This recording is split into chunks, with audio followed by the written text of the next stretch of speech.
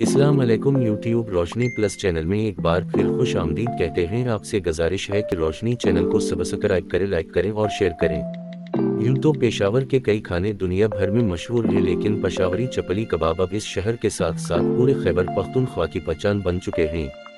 चपली कबाब को खानों में इसलिए मुनफरिद मकाम हासिल है कि ये अमीर और गरीब दोनों की दस्तरस में है। पेशावर के हर बाजार, फूड स्ट्रीट और शहर से बाहर हर गांव में चपली कबाब की कड़ाही जरूर होती है।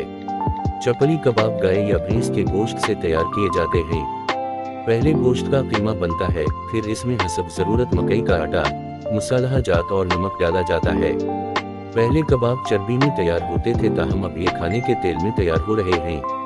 चपली कबाब की तारीख। चपली कबाब के बारे में ये हतमी तौर पर मालूम नहीं कि ये कहाँ से पेशावर पहुंचा, ताहम कारी जावेद इकबाल अपनी किताब सकाफत सरहद तारीख के आईने में लिखते हैं कि हिंदुस्तान के लोग गोश्त खोर नहीं बल्कि सब्जी खोर थे, लेकिन मगरिब की जानिब से जितने भी हमला आवर ने हिंदुस्तान पर हमले किए वो सब गोश्त खाने वाले थे। इनमें तुर्क, गजनी और अफगानियों समेत मुगल भी शामिल हैं। इन लोगों ने जब हिंदुस्तान फतह किया तो गोश्त खोरी की आदत को नए तरीकों और रवाजों में डाला। कारी जावेद लिखते हैं कि मुगलों ने गोश्त खोरी को तमद्दुनी और तहजीबी पकवानों का दर्जा देते हुए गाय और भैंस के गोश्त का कीमा बनाकर इसमें मुख्तलिफ मसाला जात शामिल करके इस पकवान को राइज किया। क्योंकि उनका पहला मसकन पेशावर था, इसलिए इस पकवान को इलाकाई रंग मिला।